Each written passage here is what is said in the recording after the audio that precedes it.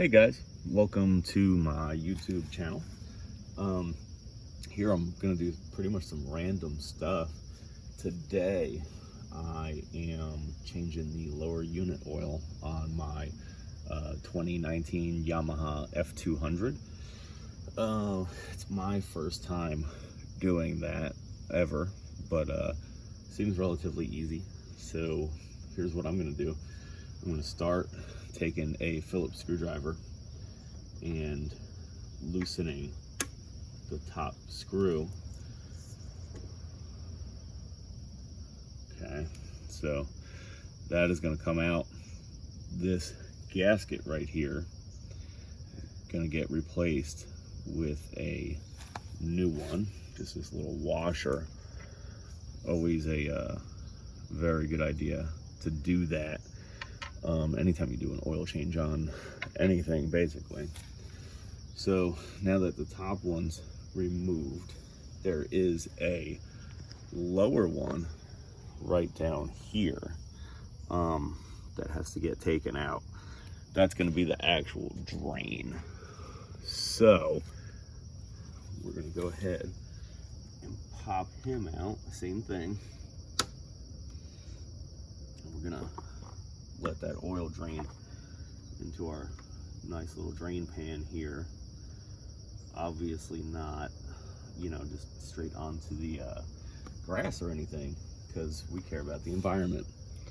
So on your drain plug, you're going to notice that you have this film of what is essentially tiny little metal particles. It's going to be some shiny gray material. It's totally normal.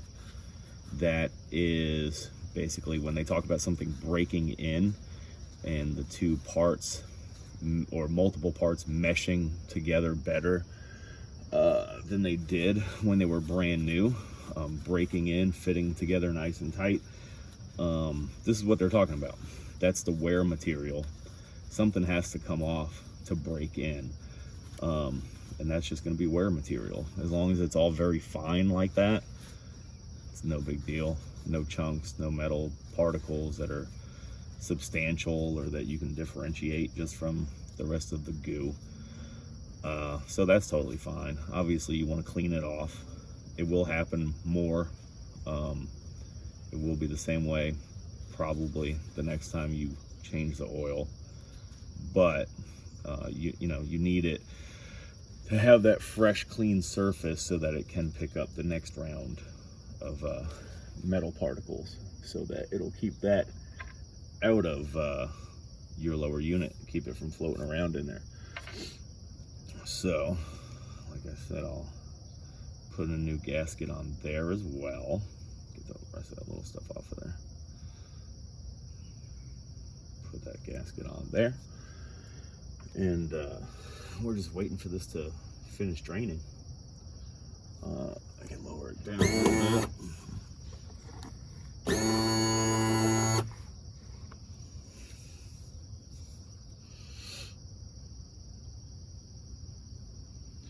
So in the meantime, what we could be doing is getting ready our new oil, which is this is Yamaha lubricant. This is Yamalube, the factory OEM stuff.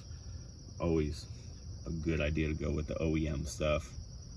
I mean, there's other stuff out there that's just as good, I'm sure, but for the cost and the peace of mind, I mean, I like the factory OEM stuff, so nothing wrong with that. It has to be pumped up through the bottom. I don't have a great answer as to why, but that's what has to be done. So it's a little different from me. I'm a car mechanic by trade, and typically now what I would do is put the drain plug in and fill it through the top and let it trickle out of there, and then I'm done. But this gets done a different way. This actually has to get pushed up from the bottom, apparently. So this is a OEM Yamaha accessory with the it's a fill pump, so that you can pump your oil up through there. I bought a whole kit online that was all the filters and oils and everything like that needed for the 20-hour first service. So this came as part of that, and I'm happy with that.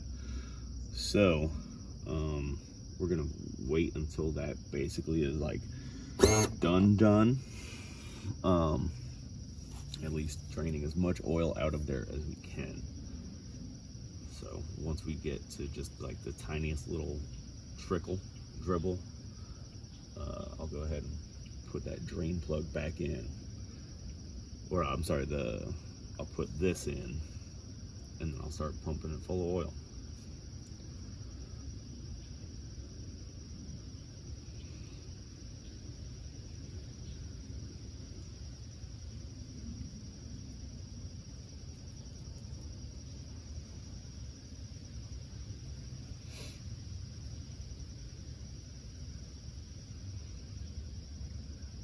Took the boat out of the water to go ahead and do this service, get this service done, and hoping to finish up the rest of the season.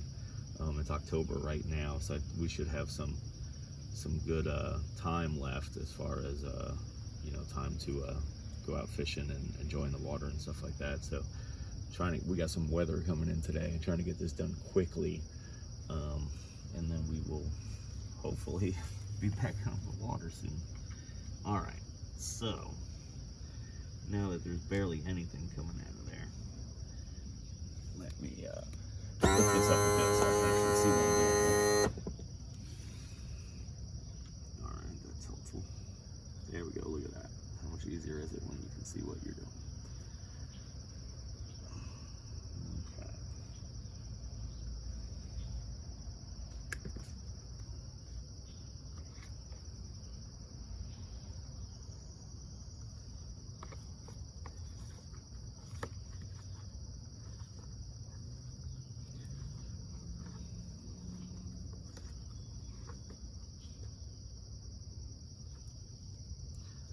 All right, let's see if I can't get this thing straightened out here. Okay, cool, there we go. Yeah, I'm sure I look like an idiot twisting that all around and stuff, but like I said, this is a little bit unfamiliar territory for me. So we're gonna go ahead and start pumping away.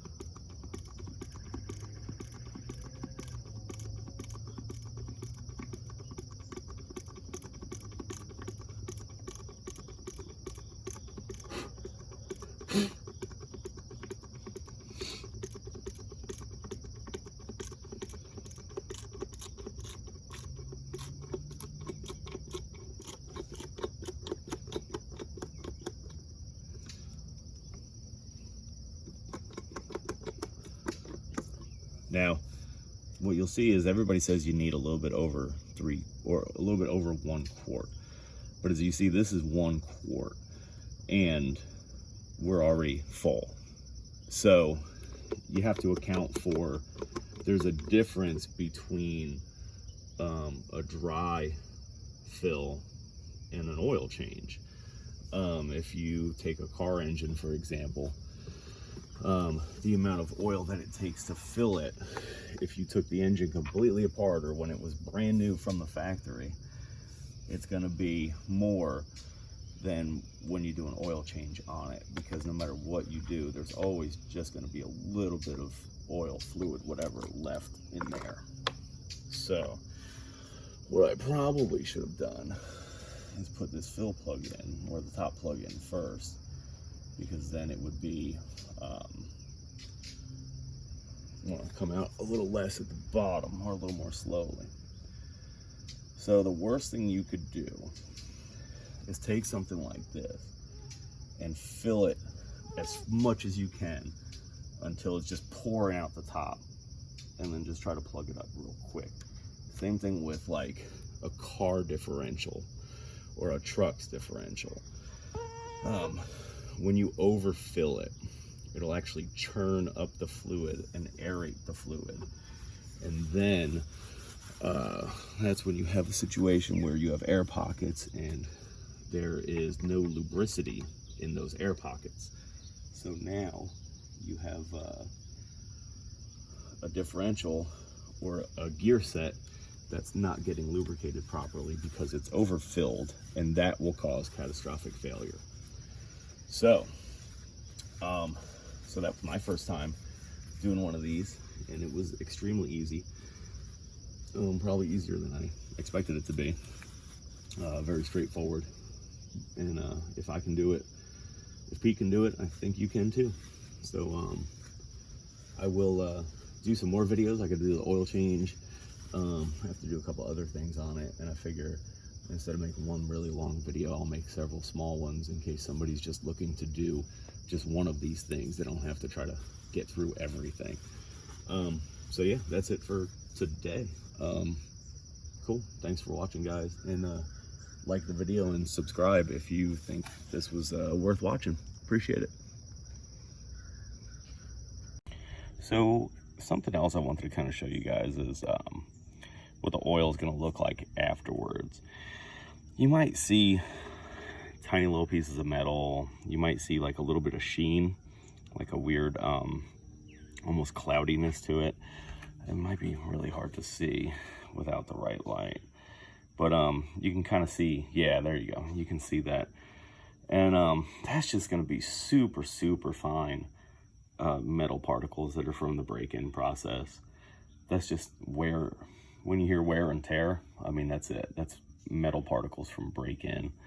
That's normal, nothing to be concerned about, especially for a first service when this thing is just brand new from the factory and getting broken in. That's just stuff you're really going to see. So don't be alarmed. Till next time.